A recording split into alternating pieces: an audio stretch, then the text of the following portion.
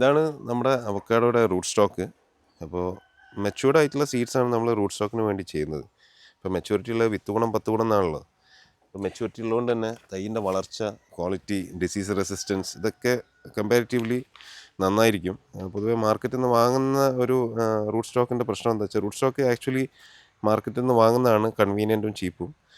പക്ഷേ അതിനൊരു ഗ്രാഫ്റ്റിന് ക്വാളിറ്റി കിട്ടുന്നില്ല, മരത്തിനൊരു ക്വാളിറ്റി കിട്ടുന്നില്ല. നമ്മളിത് ഗ്രാഫ്റ്റ് ചെയ്ത മരം ഇതിൻ്റെ കൂടെ കാണിക്കാം.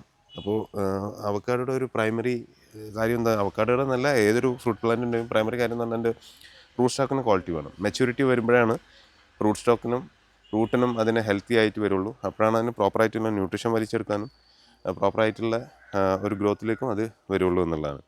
അപ്പോൾ ഇതൊക്കെ ജസ്റ്റ് വിത്ത് മുളച്ച് ഗ്രാഫ്റ്റിന് പാകമായിട്ടുള്ള സ്റ്റേജിലാണ്. അപ്പോൾ വൈകാതെ തന്നെ നമ്മൾ ചെയ്യുന്നതാണ്. പ്രോപ്പറായിട്ടുള്ള ക്വാളിറ്റിയുള്ള പ്ലാന്റ്സിൻ്റെ സയോൺസ് മാത്രം കിട്ടുമ്പോഴേ ചെയ്യുള്ളൂ. അങ്ങനെയും കൂടെ ഒരു ഇതുണ്ട്, ഏതെങ്കിലും ഒരു വെറൈറ്റി അല്ല. അപ്പോൾ ഇതാണ് നമ്മുടെ റൂട്ട് സ്റ്റോക്കിൻ്റെ കാര്യം. അപ്പോൾ ഇത് സീഡ് നമ്മൾ ഡെയിലി കളക്ട് ചെയ്തിട്ട് പാകി വെച്ചേക്കുന്നതാണ്. ഇതിൽ ഏറെക്കുറെ മുളച്ച് കിട്ടും. അപ്പോൾ ഇതിൽ തന്നെ ക്വാളിറ്റി കുറഞ്ഞ സീഡുകൾ നമ്മൾ റിജക്റ്റ് ചെയ്യും. നല്ല ഹെൽത്തി ആയിട്ടുള്ള റൂട്ട് സ്റ്റോക്കിൽ മാത്രമാണ് ഗ്രാഫ്റ്റ് ചെയ്തെടുക്കുക.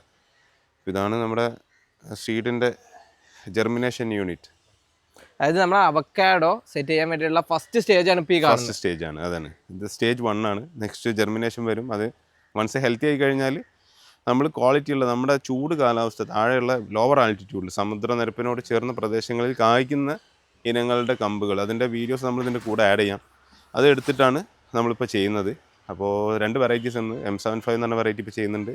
വിക്ടോറിയ എന്ന് പറഞ്ഞ വിക്ടോറിയ ആയിട്ടില്ല, ഒരു 3 to 4 months സമയമെടുക്കും. അതിന് ഒത്തിരി ബുക്കിംഗ് ആണ്. വളരെ കുറച്ച് മാത്രമേ സെലക്റ്റഡ് ആയിട്ടുള്ള വെറൈറ്റീസ് മാത്രമാണ് ഇപ്പോൾ നമ്മൾ പ്രൊപ്പഗേഷൻ ചെയ്യുന്നത്.